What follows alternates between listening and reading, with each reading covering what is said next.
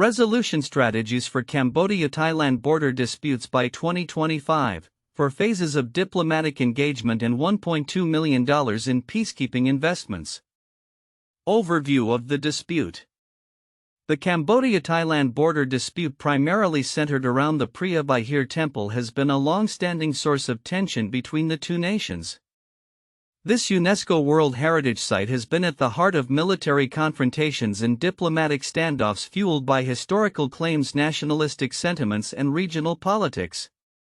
The conflict has seen military skirmishes particularly noted during the 2008 clashes that escalated tensions and underscored the urgent need for a structured resolution. 4 phases of diplomatic engagement. In light of these ongoing tensions, a comprehensive resolution strategy has been proposed, structured around 4 distinct phases of diplomatic engagement aimed at achieving stability by 2025. Phase 1, Initial Dialogue 2023. The first phase emphasizes establishing effective communication channels between Cambodia and Thailand. This involves high-level diplomatic meetings aimed at fostering mutual trust and identifying areas of common interest. Key representatives from both countries will initiate discussions to address immediate concerns, aiming to reduce hostilities and pave the way for more formal negotiations. This phase is crucial for setting a positive tone for subsequent dialogues and ensuring a collaborative approach to conflict resolution. Phase 2, Formal Negotiations 2024. Building on the groundwork laid in Phase 1, the second phase will focus on structured negotiations to resolve outstanding territorial claims. This will involve the participation of international mediators to ensure fairness and transparency during the negotiation process. The aim is to draft a comprehensive framework for long-term cooperation encompassing border management, resource sharing, and conflict resolution mechanisms. This phase is critical for laying the foundations for a sustainable peace agreement. Phase 3, Implementation of Agreements 2025. Once agreements are reached, the third phase will focus on implementing the negotiated terms. This will involve measures to demilitarize the disputed areas, establish joint management teams, and introduce community engagement initiatives. Local involvement is essential to fostering a sense of ownership and commitment to peace among residents in border areas. This phase will also see the allocation of the $1.2 million peacekeeping investment to support logistical needs, training for peacekeeping forces, and community development projects aimed at enhancing economic stability. Phase 4, Monitoring and Assessment post-2025. The final phase will involve international oversight to monitor the implementation of agreements and assess the effectiveness of peacekeeping efforts. Continuous evaluation will ensure that both Cambodia and Thailand remain committed to the peace process and allow for adjustments based on evolving circumstances. This phase is vital for sustaining long-term peace and preventing the resurgence of conflict. Financial investment in peacekeeping. The proposed investment of $1.2 million in peacekeeping initiatives is aimed at supporting the implementation of the outlined phases. This funding will be directed towards logistical support, training for peacekeeping personnel, and community development projects designed to promote stability in the border regions. The investment reflects a commitment to not only resolving the conflict but also addressing the underlying socio-economic issues that contribute to tensions. Key data and use cases. Historical incidents, such as the significant military clashes at Preah Vihear in 2008, highlight the volatility of the border dispute and the urgent need for a structured resolution strategy.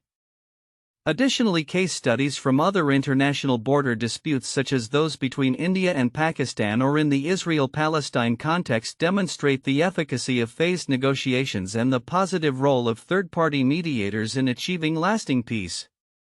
Common key points. Consensus exists between Cambodia and Thailand on the necessity of diplomatic engagement to prevent further conflict. Both nations recognize the importance of involving international mediators and stakeholders in the negotiation process.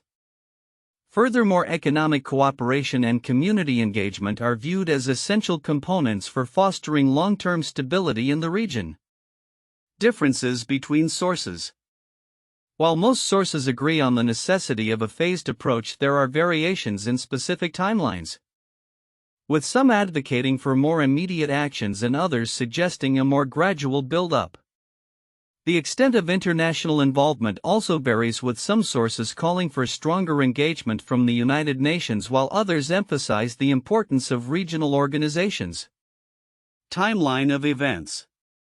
2008, military clashes occur at Preah Vihear Temple, highlighting the conflict's intensity. 2023, launch of Phase 1 with initial dialogues aimed at building trust. 2024, formal negotiations commence in Phase 2 to address territorial claims. 2025, implementation of agreements and peacekeeping investments begin.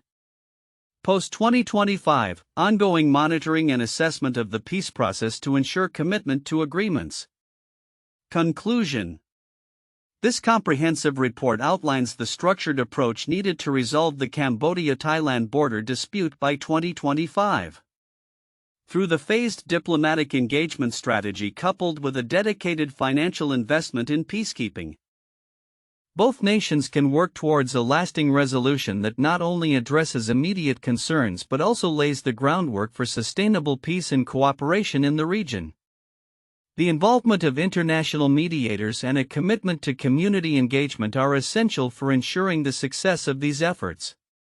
The content presents a structured approach to resolving the Cambodia-Thailand border disputes by 2025, encompassing a four-phase diplomatic engagement strategy backed by a $1.2 million investment in peacekeeping. Counterintuitive information that can be drawn from this content includes the following points. 1. Diplomacy over military engagement. While historical confrontations at the border have often escalated to military conflict, the proposed resolution emphasizes peaceful diplomatic engagement as the primary strategy. This counters the expected aggressive posturing typically associated with territorial disputes, suggesting that nations may prioritize dialogue over military might. 2. Low financial investment relative to potential impact. The $1.2 million allocated for peacekeeping seems low compared to the extensive resources often required for military engagement or comprehensive peacekeeping missions in other global contexts. This raises the counterintuitive notion that a relatively modest investment could yield significant diplomatic progress and stability, challenging the assumption that substantial financial input is always necessary for conflict resolution. 3. Phased approach as a long-term strategy. The outlined four-phase strategy suggests a gradual approach to conflict resolution, which may seem counterintuitive in a world where immediate resolutions are often sought. The effectiveness of this phased methodology, particularly within the context of long-standing disputes, highlights the potential benefits of patience and sustained engagement. Countering the typical urgency associated with territorial conflicts. 4. Community involvement as a central component. The plan emphasizes community engagement initiatives to promote local involvement in peacekeeping efforts.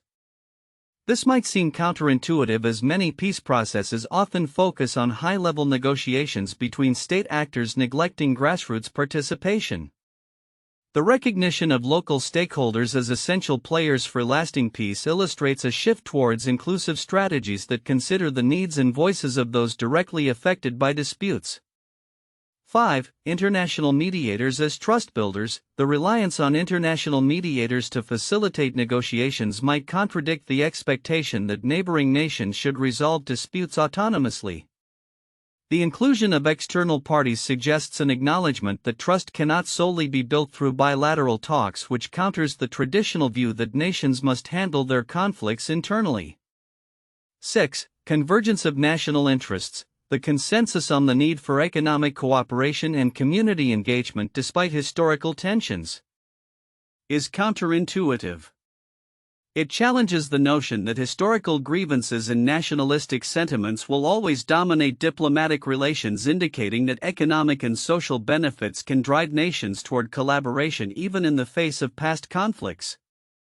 7. Variable timelines and urgency. The differing timelines proposed by various sources regarding the phases of engagement suggest that there isn't a one-size-fits-all approach to conflict resolution.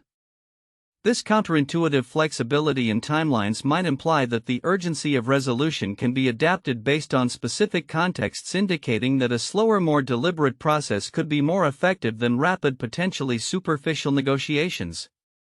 These counterintuitive elements in the content suggest a nuanced understanding of international relations and conflict resolution, challenging conventional wisdom about how territorial disputes are typically addressed. The focus on diplomacy, community engagement, and the phased approach indicates a shift towards more holistic and inclusive strategies that could redefine expectations for resolving complex disputes like that between Cambodia and Thailand. In the context of the Cambodia-Thailand border dispute, significant content within the report that many may overlook includes the nuanced implications of the proposed $1.2 million peacekeeping investment and the specific roles of international mediators throughout the 4 phases of engagement. Significance of the $1.2 million investment. While the financial commitment of $1.2 million for peacekeeping initiatives may seem like a modest sum in the grand scope of international conflicts, its significance lies in the strategic allocation and symbolic value. The investment is intended not merely for logistical support and training but also for fostering community development projects. This aspect is crucial because 1. Local engagement. The success of peacekeeping efforts often hinges on local community buy-in. By allocating funds to community development, the initiative aims to create a vested interest among local populations in maintaining peace. This approach helps mitigate the risk of grassroots-level conflict resurgence once formal agreements are in place. 2. Long-term stability. Investing in community projects can lead to economic stabilization in border areas which historically have been economically marginalized. By improving local livelihoods, the initiative addresses root causes of conflict, thus contributing to long-term peace rather than just a temporary cessation of hostilities. 3. Logistical support. The allocation of funds for logistical support is vital for ensuring that peacekeeping forces are effectively trained and equipped. This not only boosts the operational capacity of peacekeepers but also serves to reassure both nations that the peacekeeping process is being taken seriously. Encouraging compliance with agreements. Role of international mediators. The involvement of international mediators is another critical aspect that may not receive adequate attention. The report outlines their role throughout the phases of diplomatic engagement, particularly during the formal negotiations in Phase 2. The significance of this involvement includes 1. Neutrality and trust. International mediators can provide a neutral ground for discussions, which is essential in a situation where nationalistic sentiments run high. Their presence can help both parties feel more secure in their negotiations, reducing the likelihood of unilateral actions that could escalate tensions. 2. Expertise in conflict resolution. Mediators often bring experience from previous conflict resolution efforts, providing valuable insights into successful strategies and potential pitfalls. This expertise can guide the negotiations towards more sustainable solutions. 3. Monitoring and enforcement. Mediators can play a pivotal role in the monitoring and assessment phase post-2025, ensuring that both nations adhere to the agreements made. Their involvement can help maintain momentum and accountability, which are vital for the longevity of peace accords. Historical context and lessons learned. The report refers to historical incidents like the 2008 military clashes at Preah Vihear Temple. This context is significant as it underscores the volatility and urgency of the situation. Lessons learned from similar international disputes should not be overlooked. 1. Importance of phased approaches. Many successful peace processes in other regions have utilized phased approaches, allowing for gradual trust building. The report indicates that Cambodia and Thailand's commitment to a phased strategy can be a roadmap for effective conflict resolution. 2. Role of economic cooperation. The emphasis on economic cooperation as a vital component for stability is a lesson that emerges from examining other disputes. Economic ties can create interdependencies that discourage conflict, as both nations would have more to lose from a breakdown in relations. Overarching themes: 1. Diplomatic engagement. The consensus on the necessity of diplomatic engagement is a crucial takeaway. It highlights that despite historical grievances, both nations recognize the need to engage in dialogue, which is an essential first step in conflict resolution. 2. Community involvement. The focus on community involvement in peacekeeping efforts is significant as it ensures that those most affected by the dispute have a voice in the peace process. This grassroots approach can foster a more meaningful and sustainable peace. 3. Adaptability of plans. The acknowledgement of differing timelines and varying degrees of international involvement in the sources indicates that adaptability will be paramount. The ability to adjust strategies based on real-time developments and feedback from all stakeholders is crucial for the success of the peace process. In conclusion, while the report outlines a structured approach to resolving the Cambodia-Thailand border disputes, the overlooked significance of the peacekeeping investment and the roles of international mediators reveal deeper strategic implications for achieving lasting stability. Understanding these facets can provide a more comprehensive view of the challenges and opportunities ahead in the resolution process. 1. Structured phased approach. The resolution strategy for the Cambodia-Thailand border dispute is framed within a structured four-phase diplomatic engagement model.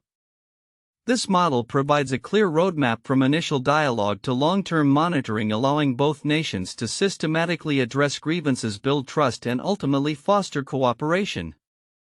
The phases: initial dialogue, formal negotiations, implementation of agreements, and monitoring highlight the necessity of a methodical approach to conflict resolution, reducing the likelihood of further escalations. 2. International mediation and oversight. A crucial element of the proposed resolution strategy is the involvement of international mediators and oversight bodies. By integrating third-party stakeholders into the negotiation and implementation processes, the strategy aims to ensure fairness and transparency, which are vital for building confidence between Cambodia and Thailand. This external support can provide the necessary leverage and credibility to the agreements reached, as well as facilitate compliance and accountability in the post-agreement phase. 3. Investment in peacekeeping initiatives. The allocation of $1.2 million towards peacekeeping efforts underscores the commitment to not only resolving the dispute but also to fostering sustainable peace. This investment focuses on logistical support, training for peacekeeping forces, and community development projects. These initiatives aim to address the socio-economic conditions in border areas, which are often underlying factors in disputes. By improving local conditions, the strategy promotes long-term stability and reduces the potential for future conflicts. 4. Community engagement and economic cooperation. The emphasis on community involvement and economic cooperation as essential components of the peace process is a significant point of discussion. Engaging local populations in peacekeeping efforts ensures that solutions are grounded in the realities of those most affected by the dispute. Furthermore, economic collaboration can create interdependencies that promote peace, making conflict less likely. This focus on grassroots participation and mutual economic benefits highlights a progressive shift in conflict resolution strategies, recognizing that enduring peace is built not just on political agreements but also on social and economic foundations. 1. India-Pakistan partition and the Kashmir conflict. The partition of British India in 1947 led to the creation of India and Pakistan, but also resulted in territorial disputes, particularly over the Kashmir region. The conflict has ignited several wars and ongoing military skirmishes, with both nations claiming rights over the territory. Diplomatic efforts have included bilateral talks, international mediation, and various peace processes, but the situation remains volatile. The Kashmir issue highlights the complexities of historical grievances, national identity, and the role of external actors in conflict resolution. 2. Israel-Palestine conflict. the long-standing conflict between Israelis and Palestinians centers around territorial claims, national identity, and historical grievances stemming from the establishment of Israel in 1948. Numerous peace initiatives such as the Oslo Accords and the Camp David Summit have attempted to address the core issues, including borders, refugees, and the status of Jerusalem. The involvement of international mediators has been crucial, yet the conflict persists due to deep-seated mistrust, violence, and political fragmentation on both sides. 3. Ethiopia-Eritrea border conflict. The border conflict between Ethiopia and Eritrea erupted in 1998 and lasted until a peace agreement was signed in 2000. The conflict was rooted in territorial disputes and national identity. Following the peace agreement, both countries experienced a prolonged period of tension, but a renewed diplomatic engagement began in 2018, leading to a formal end to the state of war.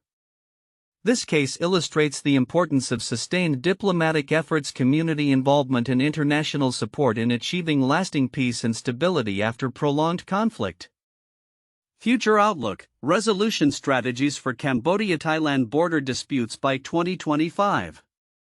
As we look toward the future of the Cambodia-Thailand border disputes, predictions for the resolution strategies by 2025 encompass a combination of diplomatic engagement, peacekeeping investments, and regional cooperation.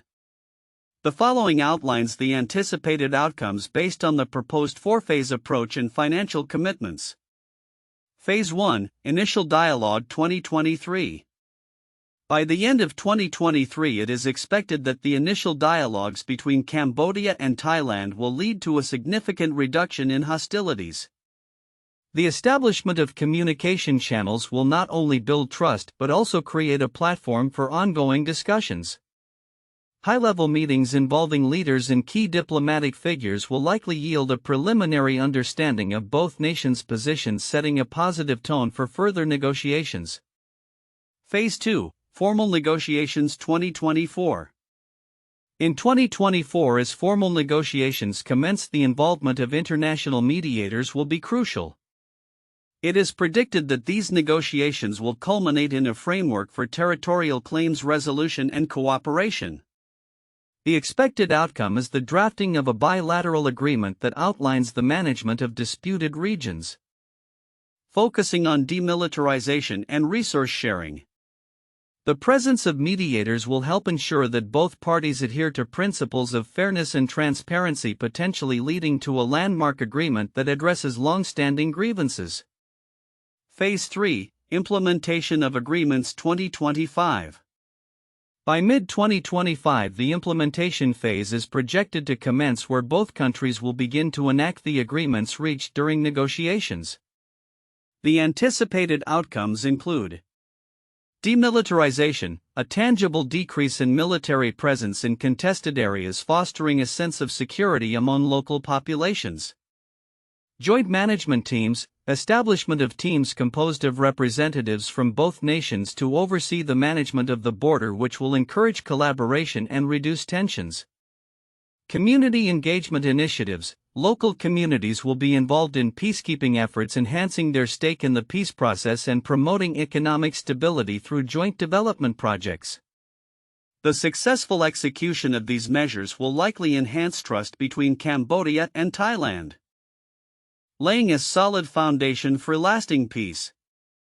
Phase 4: Monitoring and Assessment post-2025. Post-2025, a robust monitoring and assessment framework is essential to ensure compliance with the agreements. International oversight will be critical in evaluating the effectiveness of peacekeeping investments and the overall peace process. It is expected that continuous monitoring will provide both countries with feedback mechanisms to adapt and refine their strategies as needed. Financial investment in peacekeeping. The proposed $1.2 million investment in peacekeeping is anticipated to be pivotal in facilitating the above phases. This funding will support logistical operations, training for peacekeeping forces, and community development initiatives. The allocation of resources is expected to yield positive results, fostering not only peace but also economic growth in border areas which have historically been affected by conflict. Key predictions: reduction in conflict incidents, with effective implementation of the phases. It is predicted that conflict incidents in the border regions will decrease significantly, promoting a more stable environment for both nations. Strengthened bilateral relations. A successful resolution of the border disputes is likely to lead to stronger bilateral relations, opening avenues for economic collaboration and cultural exchange. Regional stability. The resolution of this dispute could serve as a model for other regional conflicts in Southeast Asia, potentially leading to more comprehensive regional stability. Conclusion: the resolution strategies for the Cambodia-Thailand border disputes by 2025 present a structured and optimistic outlook. Through phased diplomatic engagement and a dedicated financial commitment to peacekeeping, both nations have the potential to transform their historical grievances into a cooperative future. As progress is made through each phase, the prospects for lasting peace and stability in the region become increasingly attainable. This strategic approach not only addresses immediate concerns but also fosters long-term relationships that can benefit both nations economically and socially.